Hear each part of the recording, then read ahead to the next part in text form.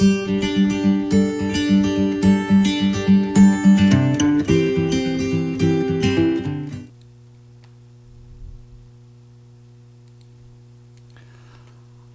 bom dia, oitavo ano, tudo bem com vocês? Sejam bem-vindos a mais uma videoaula de língua portuguesa, aula de número 3.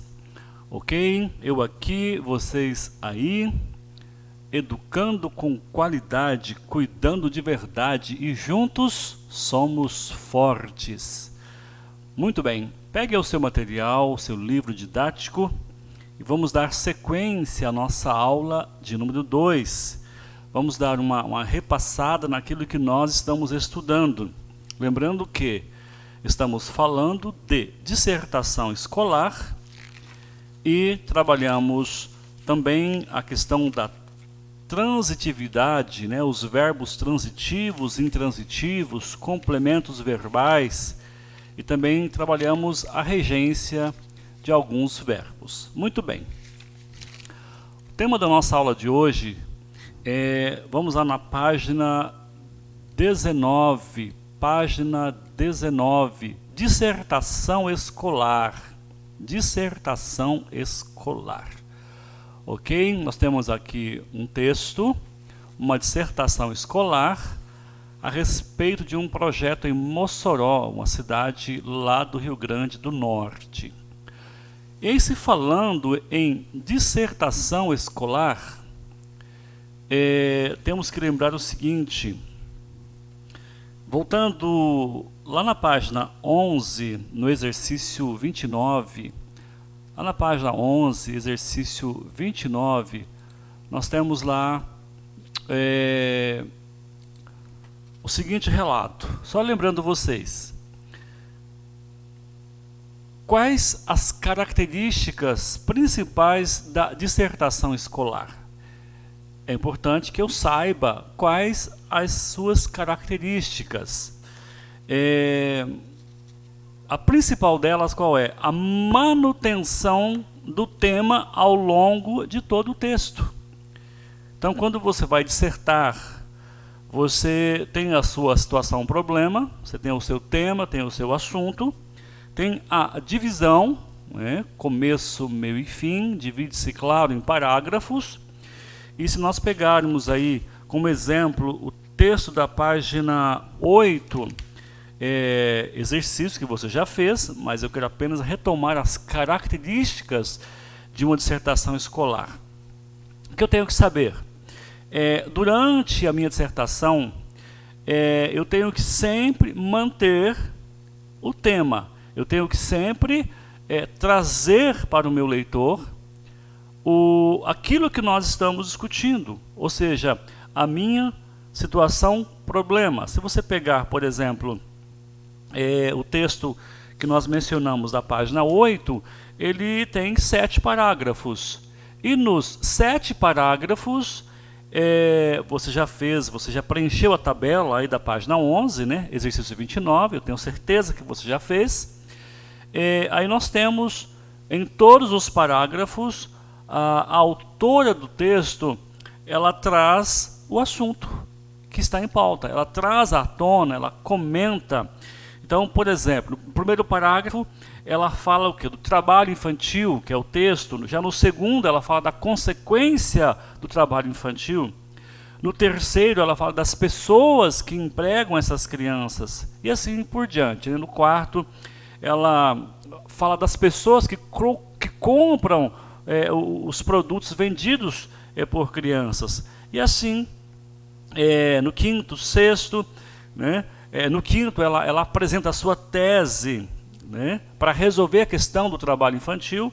Ou seja, o que você tem que lembrar é que na sua dissertação você tem que manter, ok? Ou seja, manutenção do tema ao longo de todo o seu texto, ok? Então, fica bem claro isso para vocês. Tudo bem? Então vamos voltar lá para a nossa dissertação. Prática de escrita. Então nós temos aqui, como disse anteriormente, um texto Avenida Rio Branco, lixo ou cultura? Então, se você ler esta dissertação, o que nós vamos encontrar? Uma problemática, uma situação, um problema. É levantado aqui um problema, questão da urbanização e humanização da Avenida Rio Branco. Então, você vai ler o texto, ok? Aqui embaixo nós temos, então, o autor do texto, né, onde ele foi publicado, né, o acesso, todos os dados do texto está aqui no rodapé, ok? Muito bem. Na página seguinte, nós temos já os exercícios interpretativos sobre esse texto da página 19. Lembrando que nós estamos partindo da página 19, ok? Eu sei que você está com o seu livro didático. Se não está, pegue rapidinho, pegue o material e volte para a gente seguir juntos aqui, ok? Muito bem. Na página seguinte, na página 20, nós temos os exercícios interpretativos. Olha esse aqui. Considerando a estrutura da dissertação Avenida Rio Branco, lixo ou cultura, preencha o quadro a seguir, ok? Então nós temos aqui uma tabela a ser preenchida, ou seja, é o meu estudo da minha dissertação que traz esse tema aqui. A contextualização. Onde está, em qual parágrafo está a minha contextualização? Onde está a tese da autora, em qual parágrafo? Ou seja, a tese que ela traz, a situação, o problema, qual é o parágrafo que ela apresenta o problema? Em qual parágrafo? Depois, nós temos o que? A discussão da situação, problema, por meio de argumentos e contra-argumentos. Aqui ela vai argumentar. Argumentar e contra-argumentar. Em qual ou quais parágrafos nós encontramos a discussão da situação problema, ou seja, o desenvolvimento da situação problema. E ela fará esta discussão através de argumentos e contra-argumentos. Ok? E depois, a atualização do caso apresentado. E a avaliação final, tem que ter, né? A avaliação final da situação problema, ok? Então preencha esse quadro, faça estas análises. Muito bem, aqui nós temos no B, os dois últimos parágrafos dessa dissertação. Aí tem duas questões, fazem uma proposta ou retomam a tese da autora, ou seja, olha o que pede o exercício B. Então é interessante que eu fique atento ao que pede o exercício, ou seja, o comando do exercício. Às vezes nós não respondemos corretamente, por quê? Porque nós não interpretamos o exercício. Lembrando que a interpretação faz parte, eu tenho que interpretar a questão, eu tenho que saber qual é o comando da minha questão, né? Olha, os dois últimos parágrafos dessa dissertação. Olha, os dois últimos parágrafos. Eu tenho que ir lá nos dois últimos parágrafos do meu texto, da minha dissertação. E o que pede? Eles fazem uma proposta intermediária para agradar os partidários do projeto, ou os opositores, ou seja, entra a questão política, ou retomam a tese da autora. E isso acontece nos dois últimos parágrafos, ok? Isso acontece nos dois últimos parágrafos. Então, aqui nós temos uma foto, né, o centro de Mossoró, Rio Grande do Norte, o centro das atenções do texto, e se você olhar nos parágrafos, ela retoma, né? Ou seja, os dois parágrafos finais retomam a tese da autora, os seus argumentos e seus contra-argumentos. Aí vem o exercício 2, ok? E letras A, B. E aí, aqui embaixo, no 3, relacione a seguir os argumentos dos opositores do projeto.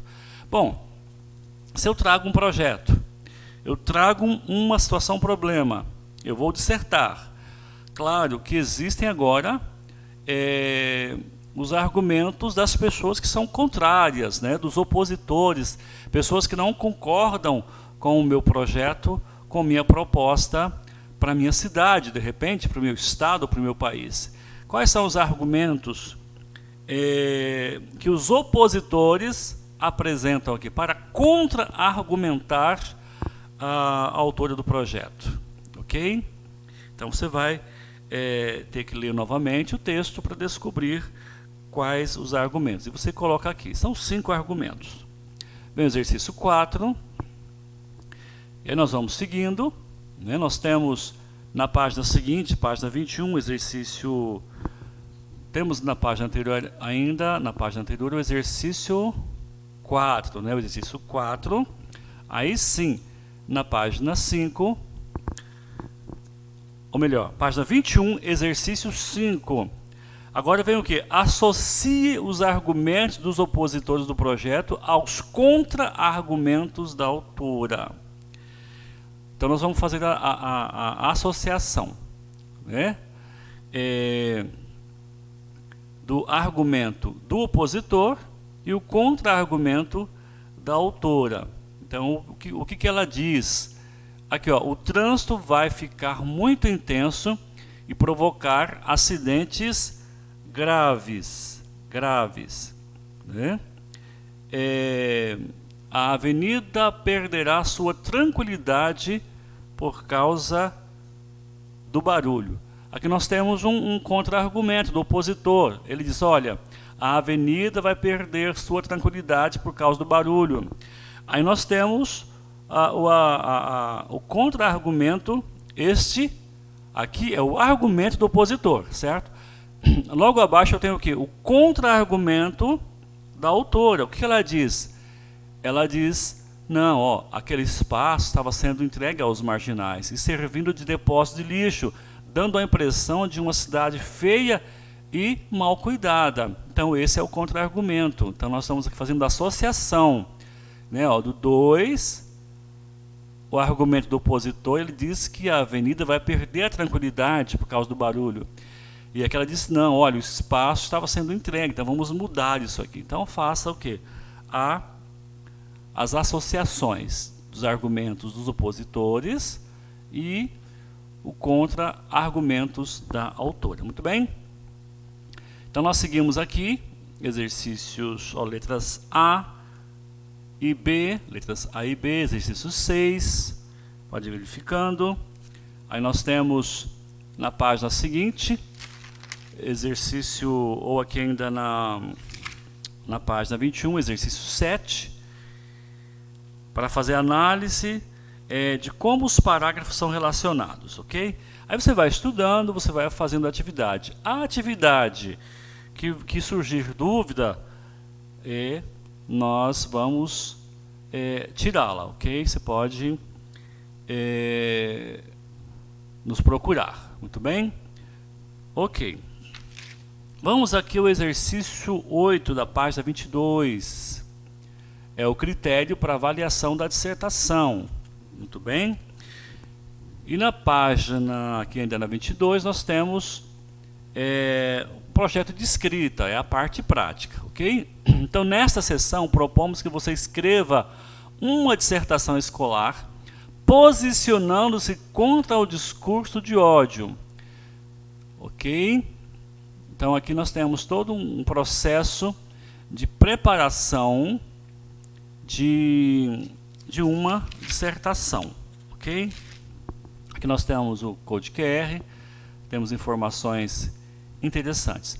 Então, anote aí essa atividade, é a parte prática do nosso projeto de escrita.